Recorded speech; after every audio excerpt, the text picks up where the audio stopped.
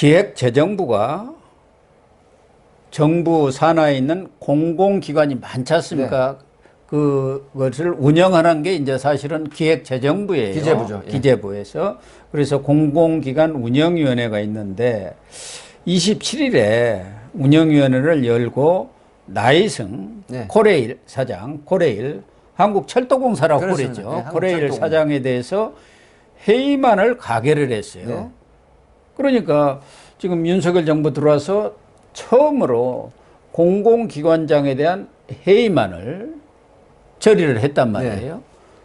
네. 우선 뭐 왜 이렇게 코레일 사장이 회의만까지 처리가 되는 그런 경우를 당했습니까? 지금 나이승 사장, 한국철도공사 코레일 사장이 이제 재직하는 동안 굉장히 많은 사건들이 생겼습니다. 소위 말하면 안전사고거든요. 네, 그 많이 생겼어요. 네. 그래서 이런 그 철도에 관련한 안전사고는 결과적으로 보면 그 한국철도공사 코레일에 대한 어떤 성과매라든가 이런 부분에 굉장히 마이너스 요인이 되거든요.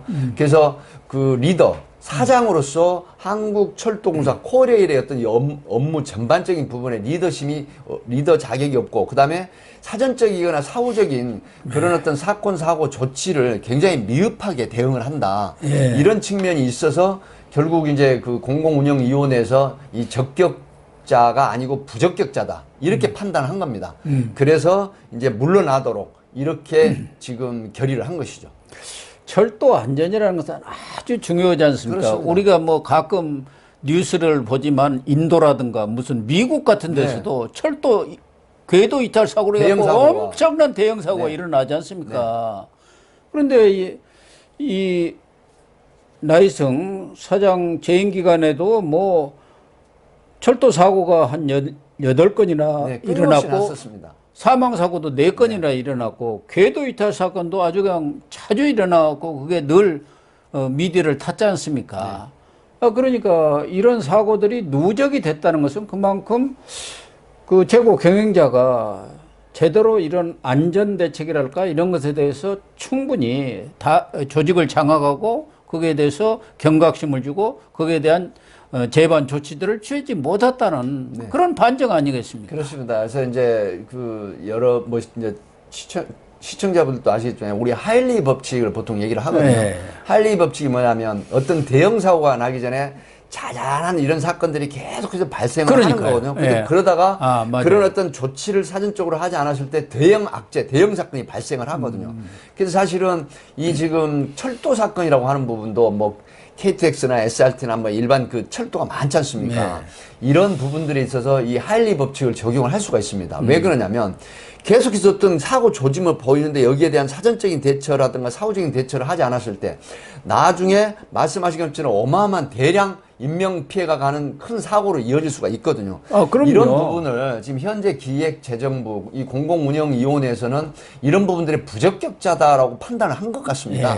그래서 이런 사전적인 조치로 이 부적격하기 때문에 대표 사장직에서 물러나라 이제 이런 의미인데 아마 지금 나오는 상황을 보면 나이승 사장은 물러날 생각이 별로 없는 것 같습니다. 그런 것 같습니다. 그래서 이제 그 앞에 여러 사례도 있었지만은 이 금지 처분, 가처분 신청을 내게 되거든요. 직무정지, 뭐 사퇴 이런 부분. 가처분 신청. 이렇게 되면 법원의 결정이 나올 때까지 사장직을 또 유지를 하게 됩니다. 그렇죠. 이런 부분들인데 사실 이건 또 정부가 바뀌었고 정권이 바뀌었으면 전 정부에 임명이 된 분들은 사실은 현재 정부와 어떤 국정 철학에 맞지 않는다라고 판단이 될 때는 소신껏 스스로 이렇게 물러나는 것도 본인을 위해서도 굉장히 좋은 한 방안 중에 하나다 이렇게 보입니다.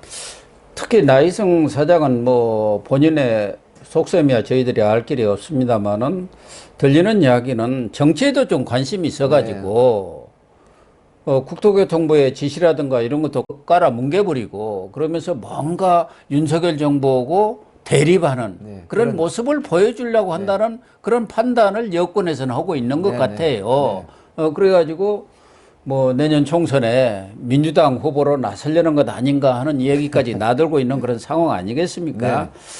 그런 점이 과연 공공기관장으로서의 그런 임무를 수행하는데 적절하느냐 이런 문제가 제기가 될 수가 있고 또 하나는 말씀하신 대로 나이슨 코레일 사장뿐만 아니라 지금 정부에서 그동안 뭐 사실상 공개적으로 물러나라고 요구한 거나 다름없는 장관급의 한상혁 방통위원장 네. 지금 수사까지 받고 있지 않습니까? 저 TV조선 재승인 심사 때 점수를 조작해 버렸잖아요. 네. 그래갖고 국장과장이 구속이 됐어요. 구속이 됐습니다. 거기다가 전현희 권익위원장 권익위원회 이런 사람들은 사실은 장관인데도 불구하고 장관급이란 말이에요. 네. 원래는 국무회의도 참석하고 대통령한테 업무 보고도 해야 하는데 그거 전부 지금 폐지되고 있지 않습니까? 네.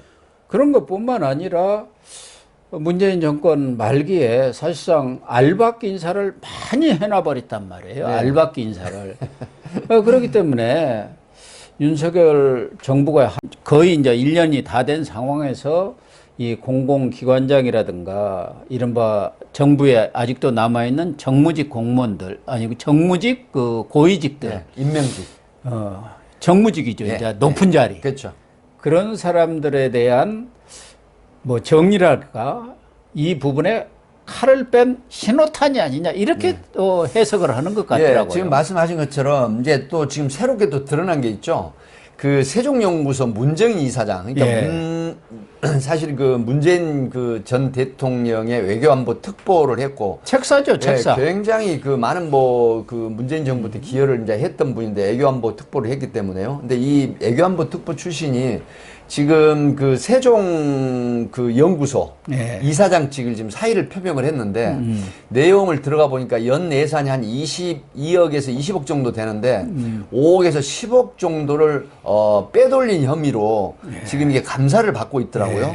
그래서 이 지금 사안에서 결국 이제 그 문정인 이사장이 또 사의 표명을 했는데 아마 말씀하신 것처럼 지금 윤석열 정부가 지금 1년이 이제 다 돼가는 마당에 다 돼가죠. 전 정부에 임명된 소위 알박기 형태로 임명된 분들, 그러니까 지금 나이슨 그 코레일 한국철도공사 사장도 사실은 지금 2년이 더 남았거든요. 예. 그렇다고 하면 이 국정 철학에 걸맞지 않는 또 전 정부의 인사들이라고 하면 저 개인적으로도 좀 스스로 물러나는 게 도리고 명분이 있지 않나 이런 생각을 합니다. 그래서 지금 이런 부분들이 결국 물러나지 않는다라고 하면 정부라든가 정권 입장에서는 사실 내 국정 철학에 맞는 사람이 아닌 경우에는 부적절하다고 판단을 하거든요. 그리고 이제 장관급이 국무회의에 참석해서 대통령에게 보고가 안 되고 배제가 되는 상황이라고 하면 이건 사실 여러 가지 국가적인 기능에 봐서 숨기는 역할을 안 하는 것입니다. 그래서 이런 부분에서는 스스로 이 사퇴의 길을 가는 게 올바른 정석이 아닐까 그런 생각을 해봅니다. 지금 방통위원장뿐만 아니라 방통심의위원장이라고 네, 있습니다. 네, 심의위원장 굉장히 또 중요한 자리입니다. 실질적으로는 아주 중요한 자리입니다.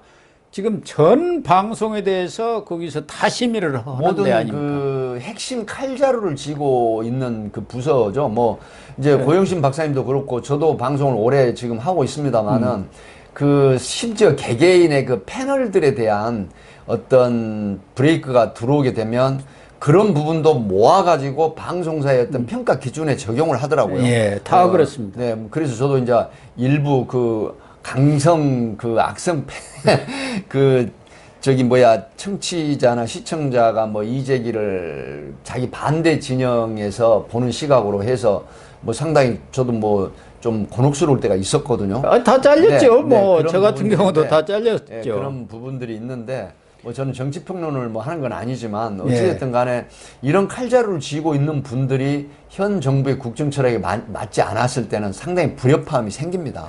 거기 지금 정현주 위원장. 네, 위원장이죠. 정현주가 언제 때 사람입니까? 노무현 정부 때 사람 아닙니까? 그 사람이 흘러간 물이 다시 돌아와갖고 방통심의위원장, 그러니까 금융위원회가 있고 금융감독원이 있는 것처럼 방통위가 있고 방통심의가 있습니다. 방통위원회는 정책기관이고 그렇죠.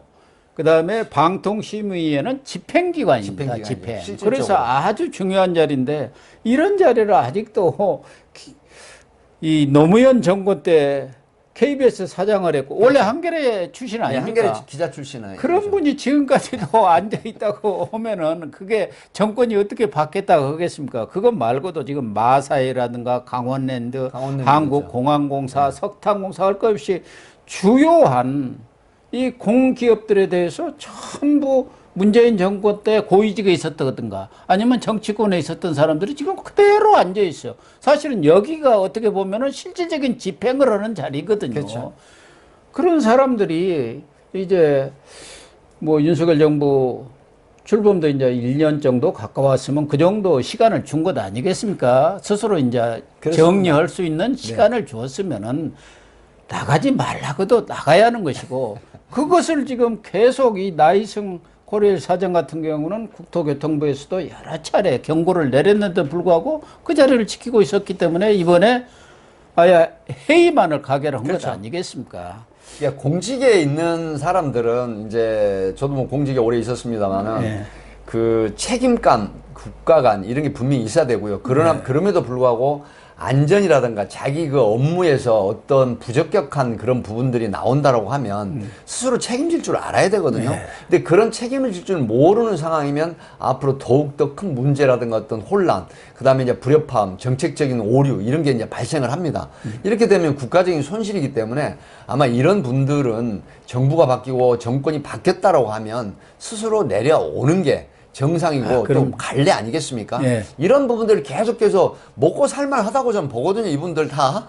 아주 그렇기 그 때문에. 재산 공개하면은 아마 최하 수십억은 다 갖고 있는 그렇습니다. 사람들입니다. 그래서 뭐 그 매달 받는 뭐 그 급여라든가 상여금 뭐 이런 성과금 이런데 너무 욕심내지 마시고 이게 정부가 바뀌고 정권이 바뀌었으면 스스로 내려와서 다른 길을 찾는 게 저는 가장 그 지극히 정상적인 방법이다 이렇게 생각을 합니다.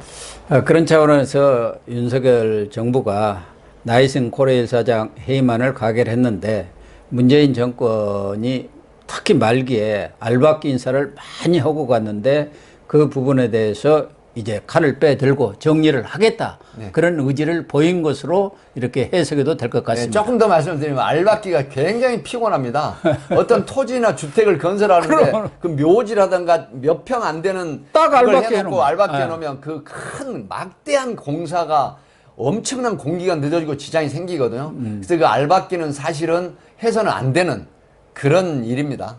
건물도 보면 알박기를 해놓으면 네. 건물이 이상하게 지어지는 경우가 그리고 많아요. 또 공기도 참 멋있게 지을 안 됩니다, 건물이 이게. 알박기 때문에 예. 그것 때문에 그냥 안 돼가지고 그렇죠. 이상하게 지어지는 네, 알박기가 경우가 있는데 굉장히 정부도 마찬가지 비생산적입니다. 아닙니까? 네. 정부도 똑같죠. 네. 윤석열 정부가 출범했으면 거기에 맞게 그렇죠. 이렇게 국정 운영이 돼야 하는데 딱 여기저기 알박기를 하고 있으니까 국정이 제대로 굴러가겠습니까? 덜커덩 할 수밖에 없잖아요. 서로 또 이게 어색하죠. 그럼 이 공기업 장들을 하면은 경우에 따라서 이제 국회도 출석을 해야 하고 그렇죠. 또 정책 장관한테 결정. 네. 또 보고도 해야 하고 그런데 서로 정치적 이념과 성향과 또 여러 가지 정책적 판단이 다른 사람끼리 앉아갖고 그 정말 민망한 일 아닙니까? 그러니까 민망하는 걸 떠나서 국가 동력이 굉장히 네, 그러니까요. 낭비고 또 손실되고 훼손되는 것이죠. 예. 그래서 전 정권의 알박기 인사로 이렇게 공기업이라든가 정부의 고위직에 있는 분들 차제에 스스로 정리를 해 주시는 게 옳을 것 같습니다. 공직자라는 건 특히 들고 남이 아주 정확하고 명확해야 합니다. 그게 바로 공직자의 첫째 이 덕목이 아닌가 하는 생각을 갖습니다. 네, 시청자 여러분, 오늘 방송은 여기서 마치도록 하겠습니다. 시청해 주셔서 감사합니다.